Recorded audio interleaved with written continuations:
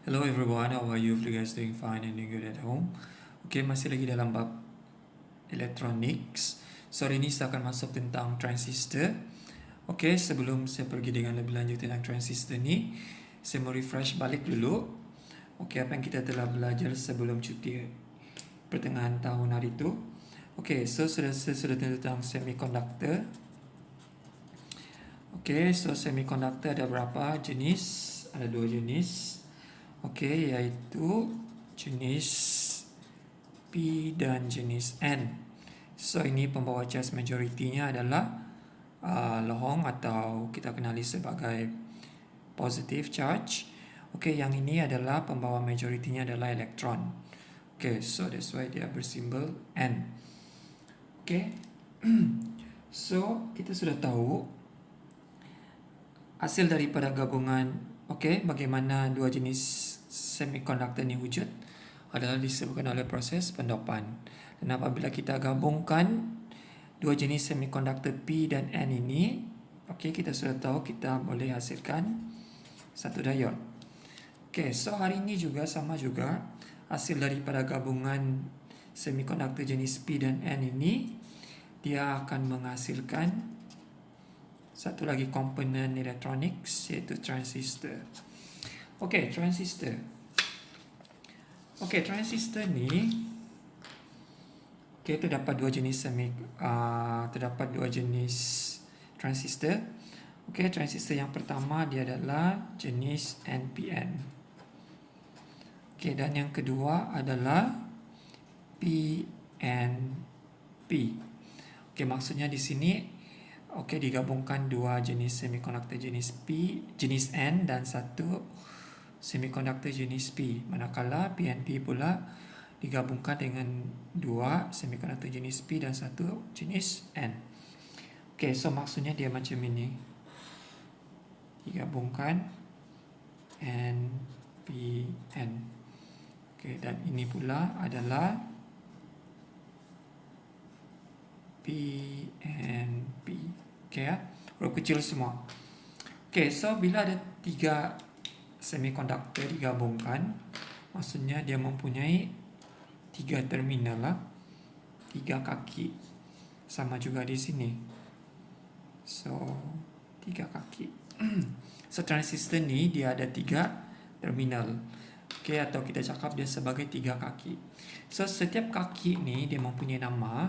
So dia punya label adalah C, P, and E. Sama susunan dia. Kedua-dua jenis ni susunannya adalah sama, CBE.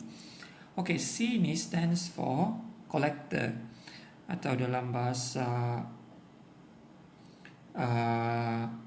Melayunya, C ni adalah pengumpul, collector, dan B ni adalah base atau tapak, dan E ni adalah emitter atau pemancar. So pengumpul, tapak, dan pemancar. Collector, base, and emitter. So ini adalah contoh transistor. So that's why saya cakap dia mempunyai tiga kaki. So walaupun kamu tengok dia kecil saja, that's why dia dipanggil sebagai alat elektronik. So elektronik ni adalah semua alatnya bersaiz kecil lah. So tiga kaki. CBE, tiga kaki. So dia punya simbol, kalau NPN,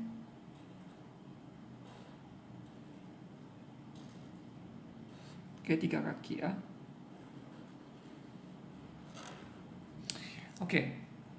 So C, B, dan E. So kalau untuk NPN ni, anak panahnya wajib keluar. So di sini. So kalau PNP, dia punya simbol adalah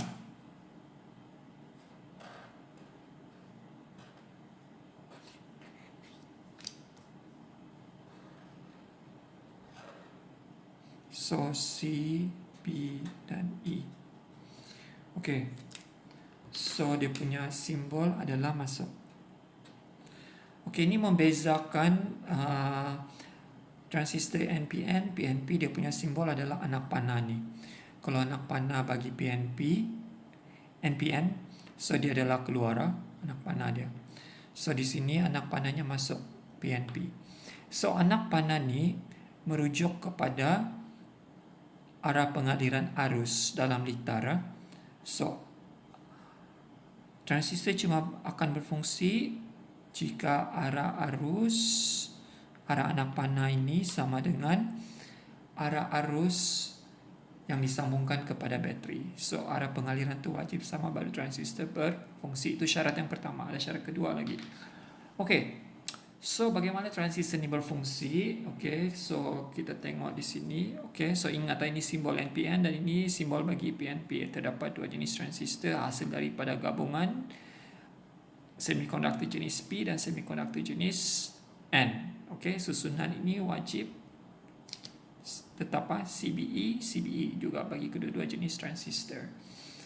Alright, okey.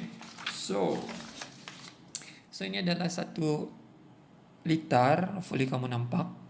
Okey, saya akan terangkan terdapat dua situasi di sini. Kalau litar transistor dengan dua bateri ya. Okey, so syarat yang pertama tadi saya sudah cakap, kenal pasti dulu bateri di sini. Terdapat dua jenis bateri.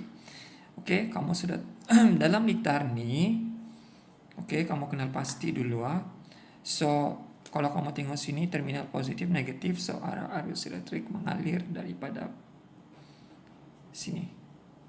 Okey, kamu dapati nanti arah arus ini sama dengan arah anak panah. Okey, so itu kenal pasti dulu. Maksudnya di sini bateri disambung dengan susunan yang betul. Okey, kalau tidak betul, kalau terbalik, transistor tidak akan berfungsi. Okey. So syarat yang kedua, okey, kamu kena tahu di sini dalam litar pertama ni terdapat lagi dua litar. Okey. So litar ini sebab ini disambung kepada kaki dia adalah base tapak. So litar ini dipanggil sebagai litar tapak base circuit. Okey, yang ini. Okey, so yang ini pula litar ini ini dipanggil sebagai litar pengumpul, collector circuit. Okey. So arus elektrik yang mengalir dalam litar pengumpul ini dipanggil sebagai IC. Okey. Collector current, dan ini arus elektrik yang mengalir dalam litar tapak ini dipanggil sebagai IB. Okey, itu dia punya simbol. So di sini kalau kamu tengok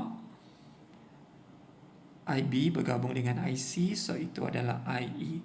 So itu sebabnya nanti arus pemancar sama dengan IB tambah IC. Okey. So transistor ni, okey, syarat yang kedua, transistor ni cuma berfungsi jika ada arus tapak. Jika tiada arus tapak, transistor tidak akan berfungsi. Itu sebabnya dalam litar tapak ni kita perlu satu bateri untuk disambungkan. Fungsi bateri di sini adalah untuk membekalkan arus tapak. Jika ada arus tapak, transistor akan berfungsi dan barulah arus daripada bateri ini akan mengalir dalam transistor. Baru dia membenarkan lalu. Jika ada arus tapak, transistor berfungsi, barulah dia membenarkan arus yang daripada arus pengumpul ni mengalir melaluinya. So barulah litar ini berfungsi.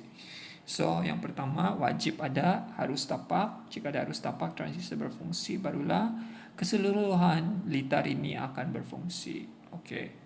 So kalau kamu tengok syarat yang kedua, cuma ada satu bateri saja, satu sel kering sahaja. Okey, adakah transistor ini akan berfungsi? Oke, so kita sudah tahu bila ada litar yang lengkap, arus elektrik akan mengalir di sini. Oke, so dia melalui satu junction di sini ya, satu simpang. So selagi tidak arus tapak, transistor tidak akan berfungsi. That's why transistor tidak akan lalu di sini ya. So dia teruskan pergi sini. Dia akan terus pergi sini. So ini fungsi utama dua perintangnya. Okay. So daripada sini voltan daripada bateri ini, okay, first dia akan diagihkan kepada perintang Rx dan perintang Ry. Okay, so itu sebabnya di sini akan wujud pembahagi potential divider. Potential divider ni adalah untuk membagikan voltan pada bateri ini kepada perintang Rx dengan perintang Ry. Okay, so bagaimana kita mau tahu berapa jumlah voltan yang dibagikan kepada Rx? Okay, so daripada sini kita kena tahu formula dia lah. Okay, formula dia adalah Vrx, voltan pada Rx adalah sama dengan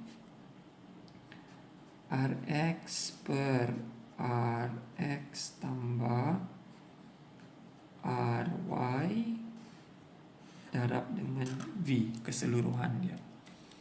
Okey, manakala berapa jumlah voltan yang dibekalkan kepada Ry, Vry sama dengan Ry per Rx tambah Ry darab dengan V.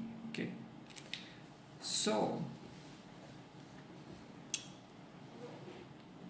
bila sekarang ini sudah diagihkan, sekarang ini voltan daripada bateri ini akan dibagikan kepada Rx dengan Ry. So ada sebahagian voltan dibagikan kepada Ry. So bila ada voltan dibagikan kepada Ry, maksudnya ada voltan tapak. Okey. Akan wujud voltan pada litar tapak. Okey, ini adalah litar tapak. So bila ada voltan pada litar tapak, akan ada arus tapak. Bila ada arus tapak, transistor akan berfungsi. Okey, bila transistor berfungsi, barulah keseluruhan litar ini akan berfungsi. Kalau saya letak mentol di sini, so mentol akan bernyala. Okey.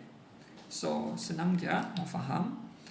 Okey, pertama sekali arus elektrik akan mengalir daripada bateri. So di sini transistor masih tidak berfungsi, that's why arus akan lalu di sini. So disebabkan ada dua perintang di sini, akan wujud pembahagi beza keupayaan. Bermaksud voltan daripada bateri ini akan diagihkan kepada Rx dengan Ry. Okey, bagaimana kita mau tahu jumlah dia? Okey, ini formula dia.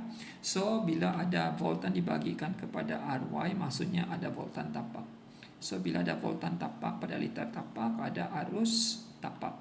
Bila ada arus tapak, transistor berfungsi dan keseluruhan litar akan berfungsi. Okey, so berbalik kepada sini. Let's say tiada bateri di sini. What will happen? Okey.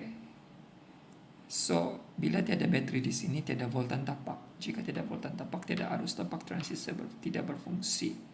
Okey, so keseluruhan litar ni tidak berfungsi. Okey, so ingat itu. Okey, so itu secara penerangan ringkas basic untuk transistor. So apa yang kamu kena ingat di sini, IE, okey, arus pemancar sama dengan arus tapak tambah dengan arus pengumpul, di mana IE lebih besar berbanding IC dan IB paling kecil. Sedikit perubahan pada arus tapak menyebabkan perubahan yang besar pada arus pengumpul. Sedikit ya. So maksudnya sedikit arus tapak perubahan pada arus top up menyebabkan perubahan yang besar pada arus pengumpul. Okay. So tiada IB, tiada arus top up, tiada arus pengumpul. So ini kamu kena ingatlah. Alright, okay. So sebagai contoh di sinilah satu contoh soalan yang selalu keluar dalam SPM. Okey, raja di bawah menunjukkan 1 liter yang mempunyai transistor. Okey, transistor.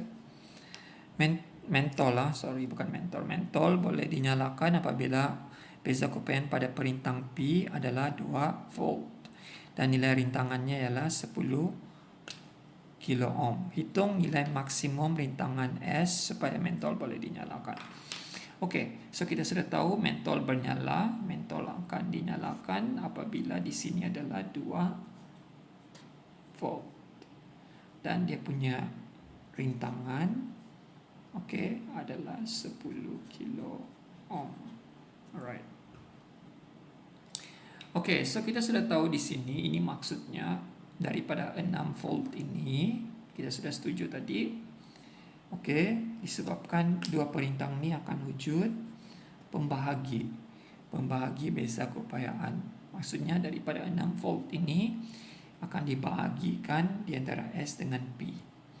Okey, kalau sini 2 volt sudah tentu di sini adalah 4 volt. Kan? Sebab kenapa 6 tolak 2? So sini 4 volt. Okey, kita sudah tahu perintang RS ini dia akan mendapat sebanyak 4 volt. Voltanya adalah 4 volt. Okey, daripada sini kita sudah tahu tadi formula untuk menentukan rintangan pada RS. Okey, di mana VS dia punya voltan adalah RS per RS tambah RP darab dengan keseluruhan voltan. Okay. So VS kita sudah tahu 4, masukkan sejak. So RS kita tidak tahu berapa. So RS per RS tambah 10. Okay. 10 kilo ohm lah tu maksudnya kan. So V adalah 6. Okay, so ini kita darab masuk je. 4 sama dengan 6 RS per RS tambah 10. Okay, so ini darab silang. So 4 RS tambah 40 sama dengan 6 RS. Okay, so jadikan RS ini kumpul satu tempat. So kita pindah pergi sebelah. So 40 sama 6 RS tolak 4 RS. So 40 sama dengan 2 RS. So jadikan RS sebagai perkara rumus. 40 per 2 sama dengan RS. So oleh itu 2 kali 1 2 kali 20. RS sama dengan 20 kilo ohm. Okay, so inilah cara penyelesaian dia. Okay, so kamu kena tahu yang ini. Saya sudah terangkan tadi. So kamu kena really digest this question. You need to really understand this kind of questions because they are famous dalam soalan SPM. Okay. Okay, so seterusnya aplikasi transistor dalam kehidupan seharian. Okay. Okay, so kamu tengok dulu di sini transistor sebagai switch automatic. Okay, kalau kamu tengok ini adalah situasi yang kedua tadi. Cuma satu bateri sahaja. Okay, jika ada satu bateri, maksudnya di sini dia akan wujud pembahagi beza keupayaan. Maksudnya voltan daripada bateri ini akan diagihkan kepada Rx dengan Ry. Okey, pembahagi beza keupayaan disebabkan wujudnya dua perintang ni. Okey. Alright, okey. So sekarang ni ada dua situasi. Ini adalah perintang bolehlah rasa atau rheostat. Okey, jika rheostat ini berbalik kepada hukum Ohm lah. V sama dengan IR. Okey, apa yang berlaku jika R tinggi? Apa yang berlaku kepada voltannya? Sudah tentu jika R tinggi, voltan pun tinggi. Kan? Ingat. Okey. So daripada sini, jika rintangan pada rheostat pada RY ini adalah tinggi, okey. Jika dia punya rintangan adalah tinggi, apa yang berlaku kepada voltan tapak? So, voltan tapak adalah tinggi. Jika voltan tapak adalah tinggi, akan wujud arus tapak. Jika ada arus tapak, transistor akan berfungsi, okey, dan terdapat arus elektrik mengalir pada litar pengumpul. Jika ada arus elektrik mengalir pada litar pengumpul, mentol akan bernyala. Okey, so ingat itu. So what will happen kalau RY ini dilaraskan jika rintangannya rendah? Okey, jika rintangan rendah, dia punya voltan tapak adalah rendah. Maksudnya lebih banyak voltan akan diagikan kepada Rx. So, jika rintangan dia rendah, so dia akan dibagi dengan voltan yang sedikit sahaja. So, maksudnya voltan tapak adalah rendah, tiada arus tapak. Jika tidak arus tapak, transistor tidak akan berfungsi dan tiada arus elektrik mengalir dalam litar pengumpul. Jika tidak arus elektrik pada litar pengumpul, mentol tidak akan bernyala. Itu bagaimananya sebagai switch automatic lah. So perlu ada, ini sebagai basic dia, komponen dia. Okay, so penerangan dia adalah ini. Ada dua situasi di sini. Jika rintangan pada RY adalah tinggi, okay, voltan tapak adalah tinggi. Okay, berbalik kepada hukum Ohm, jika R tinggi, voltan pun adalah tinggi. So voltan tapak adalah tinggi. Okay, so arus tapak mengalir jika ada voltan tapak tinggi. Arus tapak mengalir pada litar tapak. Terdapat arus tapak mengalir pada litar tapak. Maksudnya ada IB lah kan. Jika ada IB, transistor akan berfungsi atau dihidupkan. Jika transistor berfungsi, terdapat arus elektrik mengalir pada litar pengumpul dan mentol bernyala. So ingat itu Jika ada arus tapak, baru transistor berfungsi. Okay. So situasi yang kedua adalah rintangan pada RY adalah rendah. So jika RY adalah rendah, sudah tentu voltan tapaknya pun rendah. Jika voltan tapaknya rendah, tiada arus tapak mengalir pada litar tapak dan transistor tidak berfungsi, dan tiada arus elektrik mengalir pada litar pengumpul dan seterusnya, mentol tidak akan bernyala di situ. Okey. Senang kan? Okey. So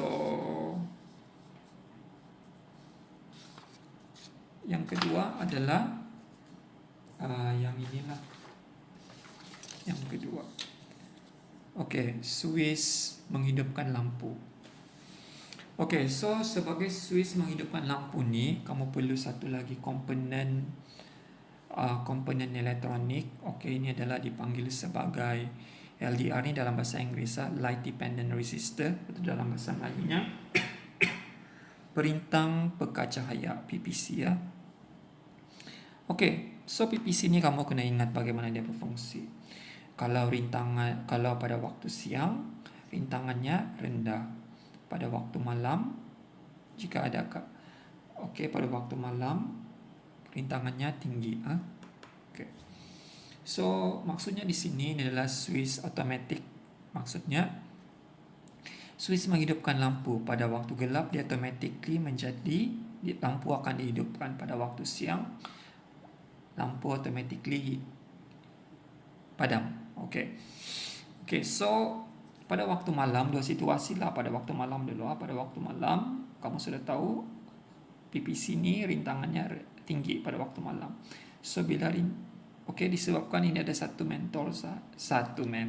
bateri sahaja, so akan wujud apa saya cakap tadi, potential divider kan, pembahagi beza keupayaan. Okay, so kamu kena faham 6 volt ini akan dibagikan di antara R dengan PPC ini. Oke, macam mana kita mau tahu berapa? Oke, so langkah pertama, tengok dulu adakah sambungan transistor ini betul, adakah sama dengan arus daripada bateri. Oke, sama lah kan. Oke, so sambungannya betul lah. Itu syarat pertama yang kamu kena pasti. Oke, so sekarang ni jika ada pembahagi beza keupayaan ni, oke, pada waktu malam rintangan pada PPC ni tinggi. Jika rintangan pada PPC tinggi, apa yang berlaku kepada voltan tapak? V sama dengan IR. Jika R tinggi, sudah tentu voltan tapak pun tinggi. Bila ada voltan tapak, terdapat arus tapak mengalir pada litar tapak. Transistor berfungsi dan terdapat arus elektrik mengalir pada litar pengumpul dan mentol akan bernyala. Okey, itu pada waktu malam. Pada waktu siang, pada waktu pagi, okey, rintangan pada PPC ini adalah rendah. So rendah, tidak harus tapak dan transistor tidak berfungsi dan tidak harus elektrik mengalir pada litar pengumpul dan mentol tidak bernyala. Alright, okay, itu cara dia punya bagaimana dia berfungsi lah. Okay, so ada satu komponen di sini. Perintang ni apa fungsi dia? Ini selalu keluar dalam SPM. Okay, fungsi perintang ni adalah untuk mengawal arus tapak. Mengawal arus tapak, fungsi dia. Okay, so penerangan dia yang tadi. Okay, so penerangan dia adalah ini. Pada waktu malam, rintangan pada perintang pekacahaya PPC adalah tinggi, kan? So voltan tapak tinggi dan arus tapak mengalir pada litar tapak. Ini pasangan dia. So transistor berfungsi dan terdapat arus elektrik mengalir pada litar pengumpul dan mentol akan bernyala. Alright, okay. Pada waktu pagi, rintangan pada PPC rendah dan voltan tapak adalah rendah dan tidak arus tapak mengalir pada litar tapak. Transistor tidak berfungsi dan tidak arus elektrik mengalir pada litar pengumpul dan mentol tidak bernyala. Okey, so fungsi perintang ini adalah untuk mengawal arus tapak. Okey, so 4.4 markah. 4.4 markah lah kan. So kamu kena ingat ni. Alright, okay. So saya sudah terangkan tadi. So secara rumusan dia, lengkapkan jadual di bawah. Pada waktu pagi, okey, rintangan dia PPC rendah. Okey, so dia punya voltan pun sudah tentu rendah. So rintangan ni pada waktu pagi, kalau sini rendah sudah tentu sini tinggi. Maksudnya perbandingan lah. Maksudnya rintangan pada LDR adalah lebih rendah berbanding perintang R. Sudah tentu sini pun adalah tinggi. Sebab sini sedikit je kena bagi. Sudah tentu bakinya sini lebih banyak kan. So that's why dia tinggi. So rendah-rendah tidak harus tapak. So ini adalah off. Transisi adalah off. Off bermaksud tiada arus tapak mengalir pada litar tapak. So pada waktu malam gelap, so ini adalah tinggi. So, bila tinggi, voltan tapak tinggi, so ini akan rendah, so ini akan rendah, so dia akan jadi on. Okay, ini perbandingan dia lah. So ingat, sedikit perubahan pada arus tapak menyebabkan perubahan yang besar pada arus pengumpul. Okey, soalan yang seterusnya. Bagaimana litar daripada raja dibuat pengubahsuaian supaya lampu menyala pada waktu pagi? Macam mana pengubahsuaiannya? Okey, cara dia macam mana? Okey, tukar kedudukan. Kalau kita mau nyalakan lampu pada waktu pagi, kita tukar kedudukan. Inilah LDR. PPC pergi atas, R ni pergi bawah. Tukar tempat je. Okey. So kalau kamu nanti menjadi electrical dan electronics engineer, So kalau kamu dapati lampu bernyala pada waktu pagi, kedudukannya macam inilah, kas terbalik je. Kalau pada waktu malam, kas terbalik macam inilah kedudukannya. Alright, okay, itu saja untuk switch pengumpul menghidupkan lampu. Alright, okay, so seterusnya adalah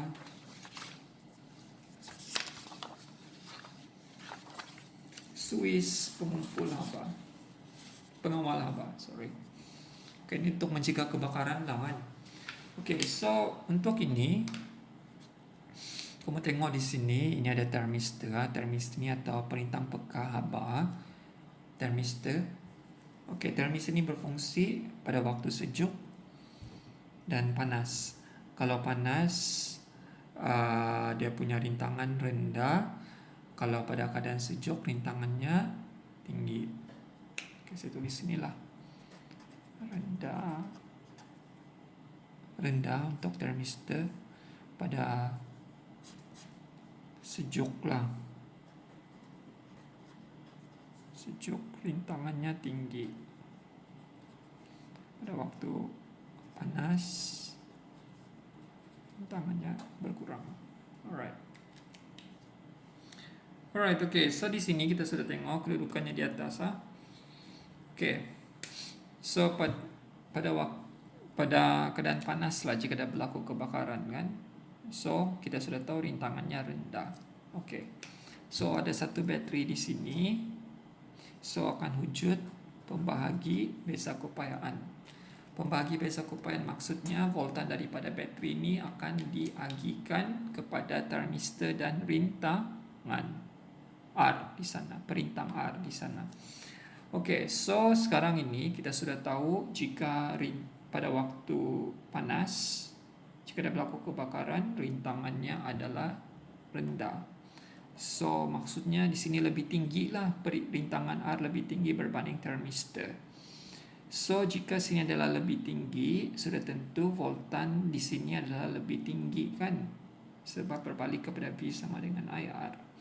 So jika voltan di sini tinggi, maksudnya voltan tapak tinggi. So jika ada voltan tapak tinggi, terdapat arus tapak mengalir pada litar tapak transistor berfungsi dan ada arus elektrik mengalir pada litar pengumpul. So bila ada arus elektrik mengalir pada litar pengumpul, dia akan lalu pada mana? Pada gegelung ini, gegelung solenoid ini. So apabila gegelung solenoid ini ada arus elektrik melaluinya, dia akan menjadi elektromagnet. So dia akan menghidupkan switch sekunder ni pada geganti. So switch liter sekunder akan dihidupkan dan pengeras akan berbunyi. Alright. Okay, apa fungsi diode di sini? Fungsi diode di sini adalah untuk memastikan arus elektrik mengalir pada satu arah sahaja. Alright. Okay. Okay, pada waktu sejuk. Okay, pada waktu sejuk rintangannya tinggi lah kan. Maksudnya jika rintangan tinggi, rintangan di sini lebih tinggi berbanding perintang R. So maksudnya voltan di sini akan menjadi rendah lah. So menyebabkan voltan tapak rendah, tidak arus elektrik mengalir pada litar tapak, tidak litar tapak mengalir pada litar tapak, transistor tidak berfungsi, dan tidak arus elektrik mengalir pada litar pengumpul dan menyebabkan pengeras tidak berbunyi. Right. Apa fungsi RB? Fungsi RB adalah untuk mengawal arus tapak. Alright. Okay, so dia punya kesimpulan ini adalah dia punya penerangan dia. Okay, pada keadaan panas, rintangan transistor lebih rendah daripada perintang R. Okay, so voltan tapak tinggi dan arus tapak mengalir pada litar tapak transistor berfungsi. Terdapat arus elektrik mengalir pada litar pengumpul dan gegelung besi menjadi elektromagnet. Okay, gegelung besi lah kan atau solenoid. Dan litar sekunder pada geganti dihidupkan dan pengeras berbunyi macam saya cakap tadi kan. Okay. So ini 4 markah lah obviously. Y walaupun dia 5 point lah. Okay, pada keadaan sejuk sama juga.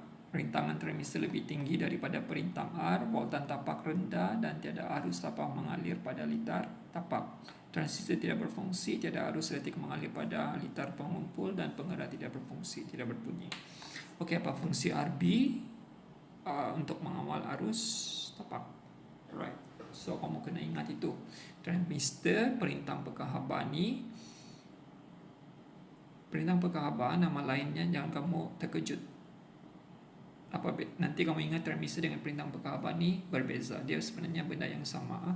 So pada keadaan sejuk, rintangannya adalah tinggi, pada waktu panas rintangannya rendah. Okay. So dia punya kesimpulan dia, pada suhu tinggi, pada keadaan panas, suhu transit, rintangan transistor adalah rendah. So dia punya voltan pun adalah rendah. So rintangan adalah tinggi. So sini adalah tinggi dan dia akan jadi on. Okey, so pada rendah maksudnya di sini dia akan jadi tinggi. Sini akan lebih rendah dan sini akan jadi off. Alright. Okey, macam ni cuma dia punya rumusan lah tadi. So hopefully kamu boleh faham lah tuan. Alright, okay. So bahagian yang terakhir, komponen yang terakhir, fungsi transistor ni. Fungsi transistor adalah sebagai amplifier. Okay. So kalau ini ada dua bateri ya, so tiada akan wujud pembahagi beza keupayaan lah. So itu kalau tadi dua tu cuma satu bateri je. So ini ada dua bateri. So sini situasi satu tadi. Alright, okay. So di sini bagaimana amplifier ni berfungsi sebagai, bagaimana transistor ni berfungsi sebagai amplifier arus. Okay, kamu kena faham itu maksud amplifier ni. Amplifier ni maksudnya menukar daripada arus kecil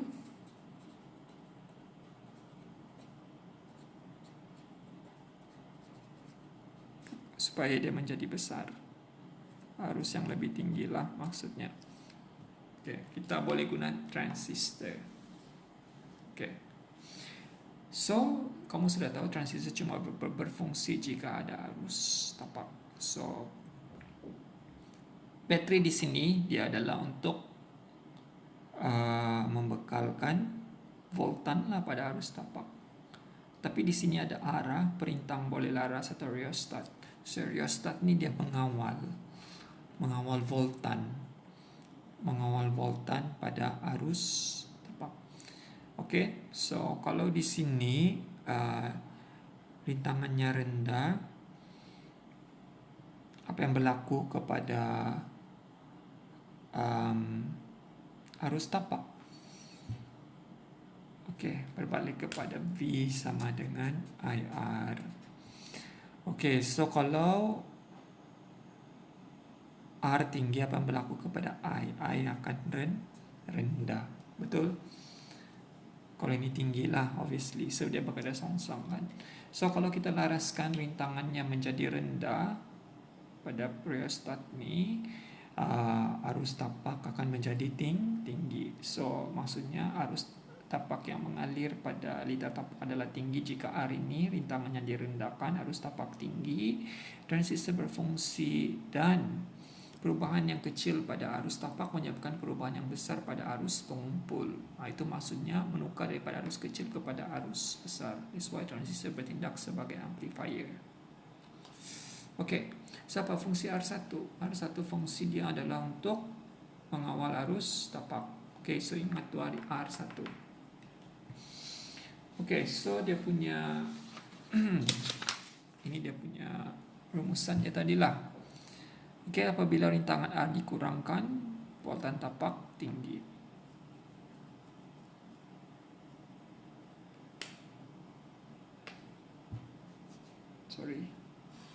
Bukan arus tapak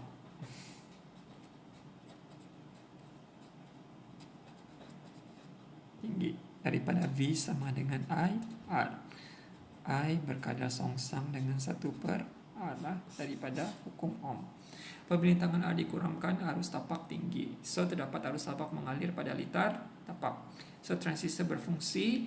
Perubahan yang kecil pada arus tapak menyebabkan perubahan yang besar pada arus pengumpul. Ini bagaimana kita mau menerangkan transistor bertindak sebagai amplifier arus. So, 4 markah. Alright, okay. So,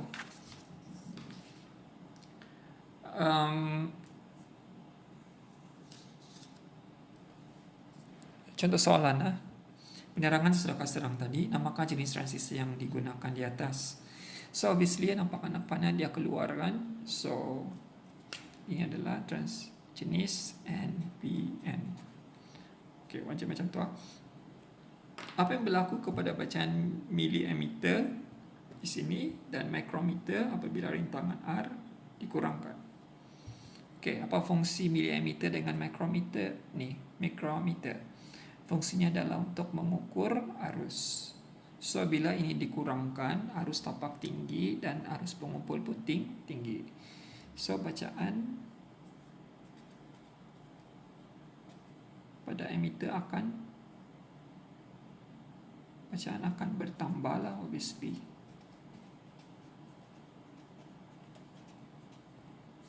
Okay, fahamkan kenapa dia bertambah? Sebab saya sudah cakap tadi, jika ini kurangkan, arus tapak tinggi dan perubahan yang kecil pada arus tapak menyebabkan perubahan yang besar pada arus pengumpul.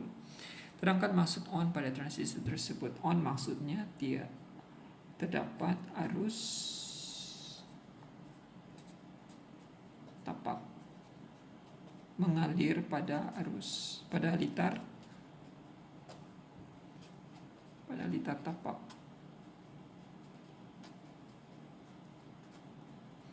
Off maksudnya tiada arus tapak.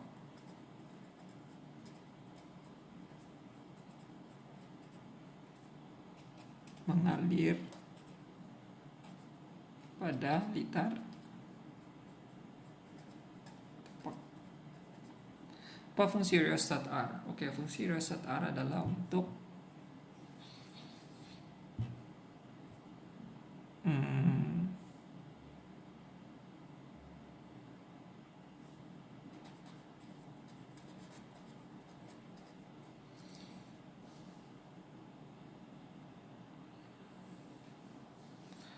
mengawal voltan tapak.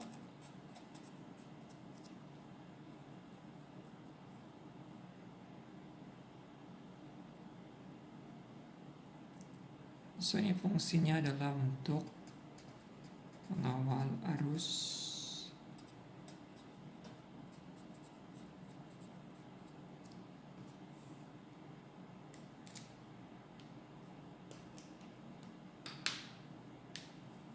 Okey, so inilah adalah dia punya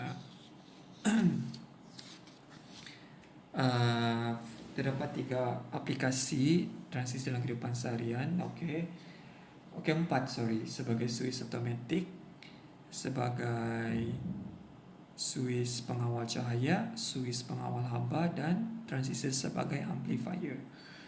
Alright, okay. So, apa yang kamu kena ingat? First, simbol bagi transistor. Transistor ada 2 jenis, NPN dan PNP. Okay, so setiap masing-masingnya ada simbol bagaimana kita mau membezakan dia. Tengok anak panah, kalau dia keluar dia adalah NPN dan kalau dia masuk adalah PNP. Dan susunan bagi setiap kaki ni kena betul lah CBE. Okey. Dan syarat untuk bagaimana transistor berfungsi. Transistor berfungsi wajib susunan bateri, aliran arus kena wajib sama dengan arah anak panah tu. Kalau arah anak panah tidak sama, dia punya pengaliran keseluruhan litar tidak akan berfungsi. Itu syarat pertama. Syarat kedua, wajib ada arus tapak. Kalau ada arus tapak, barulah transistor berfungsi. Okey, terdapat 2 jenis situasi ya. Okey. Kalau satu mentol sahaja, okey, wajib ada itu pembahagi beza keupayaan. So bagaimana kita mau bahagikan dia, ada formula ni lah. Okay, so senang mau ingat, jika rintangan di sini tinggi, voltan tapak tinggi, ada arus tapak transistor berfungsi dan mentol bernyala. Dan di sebaliknya lah, kalau sini rendah, voltan tapak, rintangan di sini rendah, voltan tapak rendah, tiada arus tapak, transistor tidak berfungsi, dan tiada arus listrik mengalir pada liter pengumpul. Okay. So yang terakhir sekali, yang ini kamu kena ingat, di mana arus pemancar sama dengan arus tapak tambah dengan arus pengumpul, di mana arus pemancar ini lebih besar diikuti oleh arus pengumpul, dan yang terakhir sekali paling kecil adalah arus tapak.